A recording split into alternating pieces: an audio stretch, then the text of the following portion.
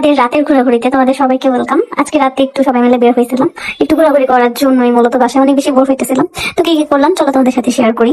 Hello সবাইকে, আসসালামু আলাইকুম। কি অবস্থা তোমাদের, কেমন আছে সবাই? আমি খুবই ভালো আছি। আমার নতুন একটা ব্লগে তোমাদেরকে ওয়েলকাম। তো চলো কি কি করলাম আজকে তোমাদের সাথে শেয়ার করি। আজকে বলতে আজকে প্রথম থেকে আমি বাসা থেকে যখন বের হয়েছিলাম তখন থেকে আর কি ব্লগটা শুরু করছিলাম। আজকে সারাদিনে কোনো ধরনের কোনো ফুটেজ টুটেজ নেওয়া হয়নি, সারাদিন শুয়েছিলাম রুমের মধ্যে।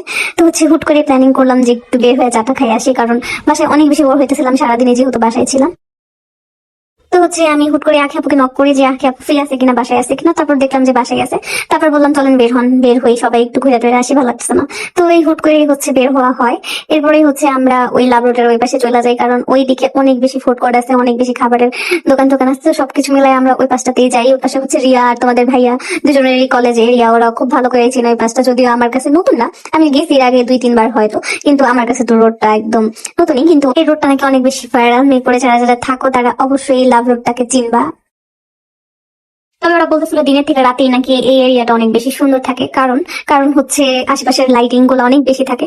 আর এটা ওদের পরিচিত একটা ফুচকার দোকান ছিল, মানে রিয়া তোমাদের ভাইয়া দুজনেরই। তো এখানে গেছিলাম আমরা ফুচকা ভেলপুরি খাওয়ার জন্য। যদি ওরা সবাই ফুচকাই খাইতেছিল, পানিপুরি ফুচকা, তবে আমি নিছিলাম মানে ভেলপুরি, যেটা আমার অনেক বেশি পছন্দ, তোমরা সবাই জানো।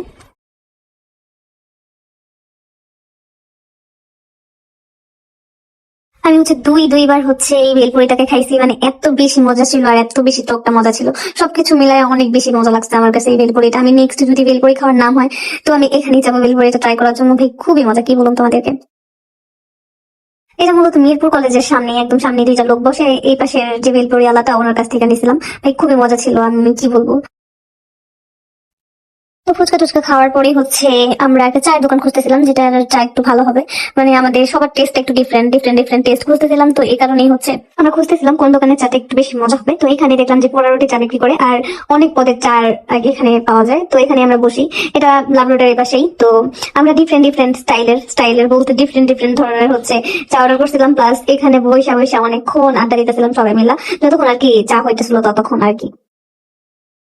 তো সবাই মিলে একটা প্ল্যানিং করতেছিলাম, সামনে আমরা কোথাও একটা ঘুরতে যাবো। প্লাস সামনে আরেকটা ব্যাপার আছে, যেটা তোমরা আস্তে আস্তে জানতে পারবে, এখনই বলবো না। তো সবকিছু মিলাই আমরা প্ল্যানিং করতেছিলাম, প্লাস সবকিছু কেমন কি করবো সেগুলো আর কি চিন্তা ভাবনা করতেছিলাম, প্লাস ওগুলো নিয়ে প্ল্যানিং করতেছিলাম আর কি।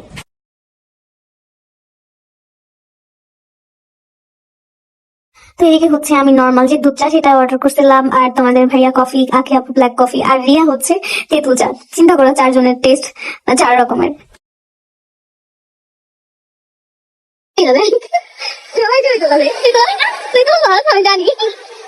আচ্ছা, 4 জনের 4টা ডিফারেন্ট টেস্ট। তেঁতুল, নরমাল, কফি। এটা ঠিক আছে আপু, ব্ল্যাক কফি। আচ্ছা ওকে, কি দিতে বলো। অনেকক্ষণ ঘোরাঘুরির পরে আমরা প্রায় সন্ধ্যার পরে বের হয়েছিলাম। তো অনেকক্ষণ ঘোরাঘুরি করছি, টুকিটাকি কেনাকাটা করছি, সবকিছু মিলাই আমাদের এখন যাওয়ার সময় হয়ে গেছে। যে খাওয়া দাওয়া শেষ এবং চাটা শেষ করে আমরা বাসার দিকে রওনা হইতেছিলাম।